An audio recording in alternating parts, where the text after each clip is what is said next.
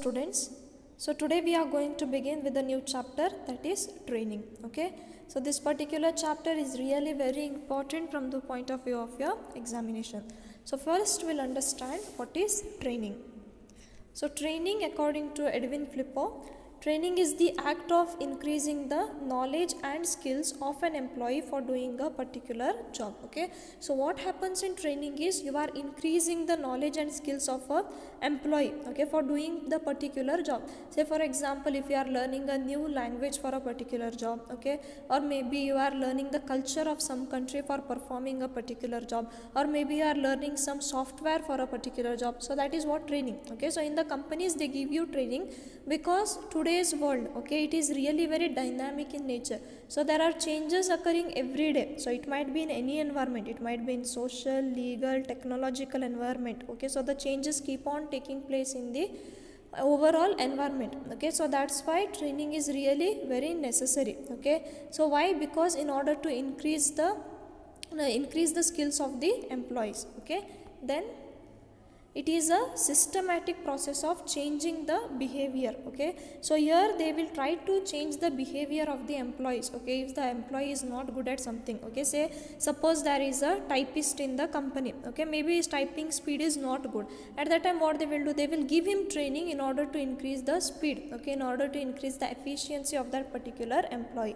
Then here increase in knowledge also. Okay, so whatever the basic knowledge that they are having, they will increase it. Okay, say for example, now after completion of your BCom you are going to join the companies. Okay, so it's not that once when you have joined you know how to work in the company, how to use the softwares and all. No. Okay, so what you have to do, they will give you the training. Okay, so how to use the theoretical knowledge that you have studied at your BCom level. Okay, so that will be enhanced. Then and motivation of present employees to improve the match between employee characteristic and employee requirement. Okay, so whatever the requirements are there, whatever the expectations are there from a particular employee, that will be matched with the employee requirement, okay, or the characteristics. So it is transformation. Okay, so they are going to transform the employees behavior characteristics. Okay, they are going to impart the knowledge, they are going to increase the skills of the particular employees. Okay, so it might be either the present employees or it may be the new entrants who are coming into the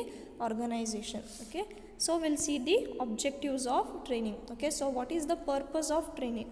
To prepare employee, both new and old, to meet the present as well as the changing requirement of the job and the organization. Okay, so both the present and the new employees and the old employees. Say suppose if there is any technological change which is been implemented in the company. Okay, so the old employees maybe they are not well versed with that kind of software and also how can they be well versed? By giving them proper training. Okay, so by teaching them how to use that particular system. Okay, now for example, okay, suppose if as we know, okay, GST has been implemented in our nation.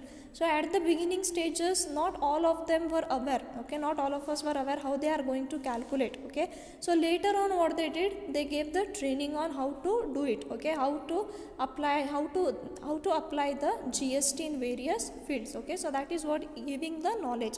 Then to impart the new entrants the basic knowledge and skill they need for an intelligent performance of a definite job. Okay, so whoever are the new entrants, okay, giving them the basic knowledge. Okay, basic means what? The foundation knowledge which is required to perform a job. Okay, now again the same example, suppose if we are going to the company, okay, no matter how many subjects you have studied, no matter how much good marks you have scored, okay, maybe you are a topper also, that doesn't matter over there. Okay, what matters once when you are placed, so it might matter in that process of selection. Okay, in selection you might be selected, but at the ultimate end when you are placed, okay, when the placement is over, your induction is over, at that time the actual knowledge, okay, so whatever the knowledge you have in your mind, that is to be implemented. Okay, so how to implement it, it is being taught to you by training only. Okay, then to prepare employees for higher level tasks. So all those who are working currently in the organization, for them, in order to prepare them for higher level jobs, to make them to work for higher level, okay, maybe some advanced level jobs whichever are coming into the organization, in order to make them well versed with that job. Next, to assist the employees to function more effectively in their present positions by exposing them to latest concept, information, techniques. Okay, so whoever are there in the organization presently working, okay, again if there are any advancements that have come, maybe some softwares are new which are being introduced, okay, or maybe that work can be done very easily. So by the replacement of such technology, giving them proper assistance how to work with that particular technology or software, or okay, or maybe the changing environment, so how to adjust with that environment, that is to teach them. Okay, so and developing the skills they will need in their particular field. Now suppose if it is the job of an accountant, okay, so maybe new technologies have come, or maybe new softwares have come, so how to be well versed with that particular software. Say for example, before there was Tally 7, okay, so Tally came on advancing, okay, so now the advanced version is there, so how to use the advanced version, okay, that can be made known to the employees with the help of your training. Then to broaden the minds of senior managers by providing them with opportunities for an interchange of experience within and outside, with a view of correcting the narrowness of outlook that may arise from over specialization. Okay, so it is helpful for the senior managers also. Okay, see, training is important for everyone. Okay, so it is important for your top level, okay, maybe it is important for your lower level, even your middle level, okay, for managers, subordinates, accountants, clerks, for each and every department training is necessary. Okay, because without training you cannot make the changes in the employee. Okay, suppose if you give them commands, okay, suppose if somebody is slow at typing, okay, so he doesn't know how to perform the work, if you scold him it's of no use. Okay, so what you have to do, you have to teach that person how to make the corrections in that particular field. Okay, so how to increase the speed, or maybe somebody is slow in the work, okay, so how the work can be done very quickly, how the work can be done easily, how the work can be done effectively, that can be known with the help of training. Okay, so here your training, okay, helps the senior managers to broaden the looks, okay, to increase the knowledge of their existing knowledge. Okay, then to develop the potentialities of the people for the next level job. Okay, so again it is there for the higher level of job. Okay, so what are the requirements that can be satisfied or that can be fulfilled with the help of training. Then to ensure smooth and efficient working of a department. So there are various departments in the companies, we know. Okay, so we know the finance department is there, marketing, then there is compliance department, then information technology department, research and development department, production department. So for each and every area there is a need of training. Okay, say for example marketing department, our competitors have come with some strategy. Okay, so at that time what we have to do, we have to think about implementing that strategy into the organization. Okay, suppose if you are implementing once only, it's not possible for the employees to adjust. Okay, so how can we make them to adjust? By giving them the proper training. Okay, so the training and all, how they are going to give the training, what are the methods, who is going to give the training, that we are going to study in this chapter. Okay, in further classes we are going to discuss about it. Then to ensure economical output of required quality. Okay, so whatever the quality is there, whatever output is required, okay, so that is to be achieved. Okay, so here economical output means, so we are going to invest in the training. Okay, see, the company is the one who is going to bear the training. Okay, so now what happens is, when you are investing something, the training, okay, the trained resources are going to act as asset for the company. Okay, why?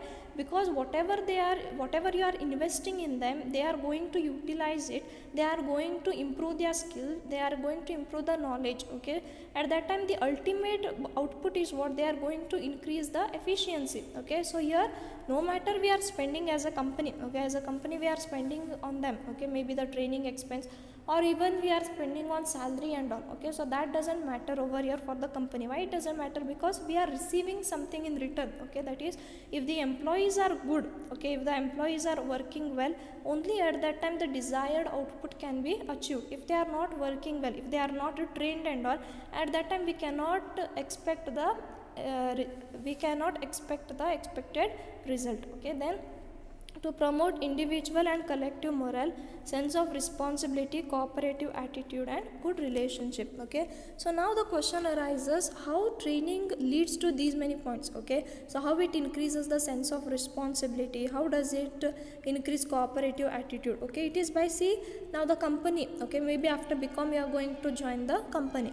Now when they are going to invest on training, okay, when they are giving you the training, it is totally on the basis of the company cost. Okay, so the company is going to give you the company is going to pay all the training cost. At that time, whose skills will be increased? Obviously your skills will be increased. Okay, so now what happens is you will have a sense of belongingness. Okay, so you will have the responsibility that the company has spent so much on you. Okay, so that you have to work for the company, you have to work for the betterment of the company. Okay, so there will be a good attitude, good relationship among you, your colleagues, and towards the company also there will be loyalty. Okay, say the case of your Tata and all. Okay, many people love to work in Tata. Why? Because they give good training. Okay, so that is what it is, a goodwill. Okay, so somebody is working in Tata, they will be willing to work there only. Okay, they won't like to change the job because the training facilities provided by such companies are very good. Okay, so that is what it increases the morale. Okay, morale means what? The genuineness. They feel to work for the company. Okay, they will feel enthusiastic, they will be enthusiastic to work for the company. Okay, so morale means enthusiasm, they will be enthusiastic to work for the company. Okay, so these are the objectives of training. Okay, so the rest we will discuss in the next class. Thank you, have a nice day.